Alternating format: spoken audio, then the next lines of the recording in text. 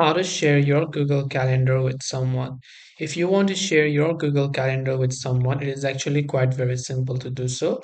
All you have to do is go ahead and then first of all open your browser and go to calendar.google.com. And once you go to calendar.google.com, this is the type of interface that you will see. So let's say that you want to share a certain calendar, maybe under my calendars right here, right? So over here, just go to that calendar and click the three dots option, and there you'll find this option called settings and sharing. You want to simply go to settings and sharing, and here you'll find other options as such. So all you have to do is scroll down, and here you can see it says share with specific people or groups. So if you want to share with someone, you have to add that person's email right here, and they will get an email notification, but they'll have to accept it. So you can choose to give them the permission to make changes, or see only, or see all event detail, or whatever it is to be able to share with them. And you can also choose to access the permission for the events. So this way you'll be able to go ahead and share your Google Calendar with someone. I hope that this video really helped you.